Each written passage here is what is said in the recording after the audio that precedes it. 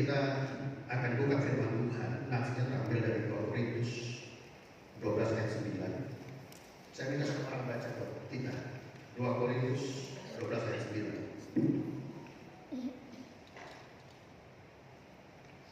Mungkin Pak Ferdi langsung bisa baca.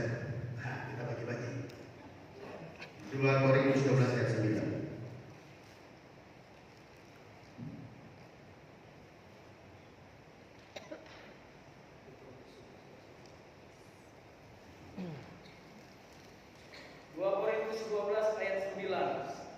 Tetapi jawab Tuhan kepadaku, cukuplah kasih karuniaku bagimu, sebab justru dalam kelemahanlah kuasaku menjadi sempurna. Sebab itu terlebih suka aku bermegah atas kelemahanku, supaya kuasa Kristus turut menaungi aku.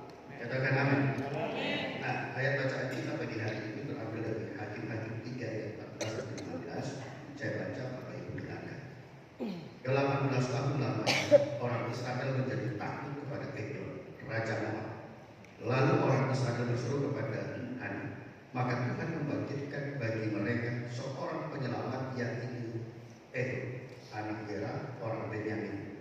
Seorang yang tidak dengan perangkatannya, orang Israel biasa mengirimkan upeti kepada Eglon, raja Moab. Nah, Bapak Ibu, saya akan sampaikan buat kita sebagai dasar acara kita. Dalam kelemahan kuasa Tuhan menjadi sempurna. Paulus adalah seorang rasul yang dipakai Tuhan sangat luar biasa. Namun kita tahu bahwa Paulus itu memiliki kelemahan, yaitu duri apa? Kalau kita lihat kebenaran firman Tuhan, bahkan dari beberapa waktu, Paulus punya kelemahan duri dalam dagingnya, tapi yang menjadi persoalan itu dia punya persoalan dengan mata. Matanya itu bermasalah. Dan yang luar biasa begini, yang luar biasanya, bahkan Paulus sudah 3 kali berdoa kepada Tuhan supaya bisa mengangkatnya, tapi dia tidak dengar. Jadi artinya gini, gak semua doa itu dicabut. Tapi kenapa gak dijawab sesuai dengan apa yang kita minta? Itu yang nanti kita akan lihat sebentar. Ya. Nah, Bapak Ibu, kita juga tahu bahwa selain Paulus, Tuhan juga memilih orang yang namanya seorang yang juga memiliki kelemahan. Nah, kelemahan apa yang dimiliki oleh lain menerjemahkan bahwa itu adalah seorang yang tidak. Nah, kalau kita baca dalam teks bahasa Indonesia yang Bapak Ibu pegang itu firman Tuhan, kalau kita perhatikan ini, kok tangan kidal itu bilang kelemahan, betul nggak? Orang mengatakan menggunakan tangan kidal itu bukan berarti kelemahan, karena Tuhan menciptakan 2 tangan ini, dua-duanya baik.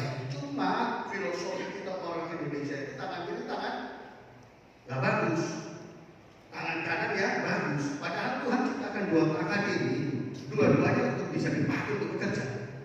Tapi di sini lain dia terjemahkan kelemahannya itu hanya seorang yang kidal. Artinya kita nggak akan dapat apa sih sebenarnya kelemahannya itu. Nah, yang luar biasa Bapak Ibu, kalau kita lihat dalam teks bahasa aslinya dalam Hakim-Hakim pasal 3 ayat 15, itu dikatakan demikian, is interjat yemin. Nah, kalau kita lihat teks ini, maka kita bisa tahu apa sih sebenarnya kelemahan dari kayak ini. Kalau tadi Paulus kelemahannya duri di dalam daging itu, makanya yang satu itu memang nggak bagus, nggak bisa lihat. Bahkan orang cepat-cepat di Galatia aja sampai ngomong, kalau bisa kami akan memberikan mata kami buat dia, saking sayangnya. Nah ini ternyata kalau dalam teks bahasa asli katakan is interjat yemin. Apa itu? Ternyata gini, is itu seorang laki-laki yang tangan kanannya tidak berfungsi, terikat. Coba Bapak bayangkan dengan ini jadi kita, tangan kanan tidak berfungsi, terikat. Artinya apa? Bisa digerakin nggak? Bisa digerakin nggak? Nggak bisa digerakin. Artinya apa itu? Tangan kanannya jadi sebenarnya dia ini cuma bisa pakai 1 tangan. menggunakan tangan kiri, tapi diperhalus oleh lain bahwa dia itu punya kelemahan, yaitu tangannya kidal. Padahal dia tangan kanannya mati, jadi kalau dia melakukan apapun hanya satu tangan kiri.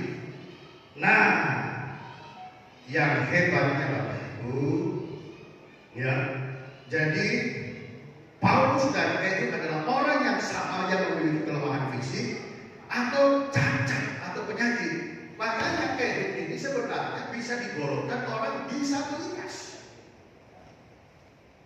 Tapi yang luar biasa, pada waktu zamannya dia, Ehud ini adalah seorang hakim-hakim kedua.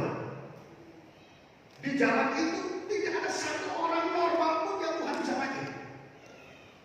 Artinya apa? Untuk berkompetisi menjadi seorang leader di Israel, ternyata Tuhan itu gini. Tuhan pakai orang yang sebenarnya diperhitungkan. Coba kita bisa bayangkan, ternyata Tuhan itu gini. Kalau kita dalam dunia kita, untuk menjadi seorang leader, harus ada sesuatu yang menjadi nilai jual. Seorang leader, dia harus punya yang namanya IQ, EQ, SQ. Ini orang di Israel jumlahnya jutaan, tapi Tuhan yang pilih mereka. Justru Tuhan pilih seorang yang punya cacat. Pertanyaannya ini, kenapa sih Tuhan pilih? Tuhan pilih Ehud di antara banyaknya orang Israel yang normal. Kenapa Tuhan pilih dia? Ternyata jawabannya ini aja. Kata Ehud itu dari kata Ibrani ohad. Apa maksudnya? Ternyata ohad itu gini. Ohad itu artinya menyatu. Jadi Ehud artinya bergabung dengan erat, bersatu, kesatuan dan konsolidasi. Ternyata Ehud dipakai Tuhan karena dia bersatu dengan Tuhan karena dia konsolidasi. Bapak Ibu sampai ini. Seorang yang cacat seperti Ehud Tuhan pakai, dia tidak pernah berdoa minta supaya Tuhan pulihkan sembuh. Dia tidak minta itu, tapi dia konsolidasi karena dia tahu Tuhan pakai yang. Jadi kelemahan itu bukan untuk mengasihi diri.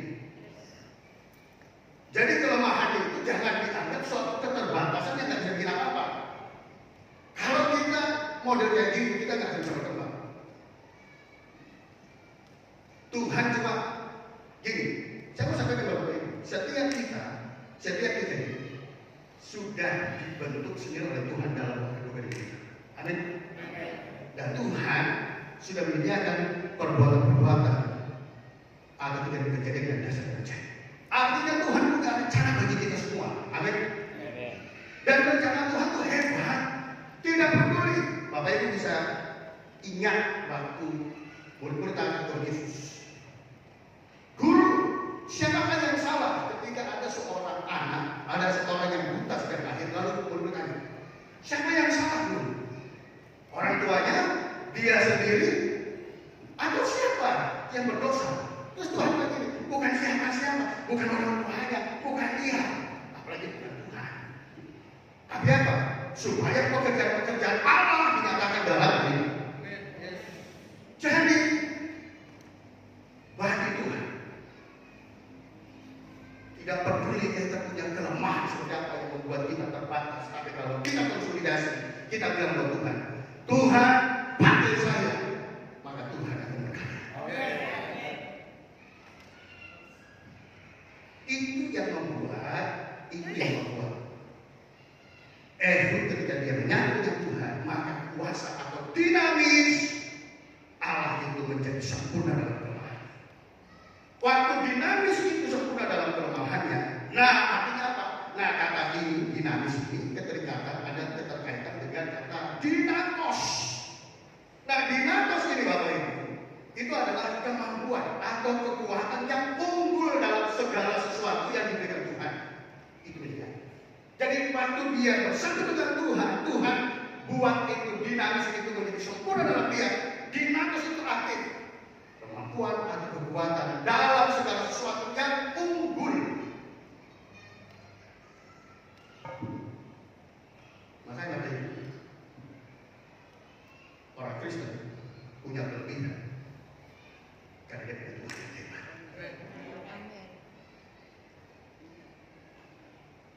Jadi orang Kristen hamba Tuhan, kita nggak boleh rendah. Jadi sekali lagi, saya mau sampaikan dulu. Kenapa Tuhan pakai orang yang nggak punya apa-apa, punya kelemahan, tapi Tuhan pakai dia karena dia mau konsolidasi, dia mau bersama dengan Tuhan. Jadi kata kuncinya pagi ini, ketika kita konsolidasi dengan Tuhan melalui acara ini yang akan memberkati kita, maka percaya kalau Tuhan bisa pakai ini, Tuhan juga pakai kita. Amin. Sekali lagi Bapak Ibu, ayo ikuti acara ini yang diselenggarakan oleh BPD, ya, sampai selesai. Bilang ke Tuhan, ini aku perlengkapi hati Tuhan. Amin. Maka semuanya pasti jadi sesuai dengan rencana. Kita berdoa. Bapak Engkau hebat, Engkau luar biasa.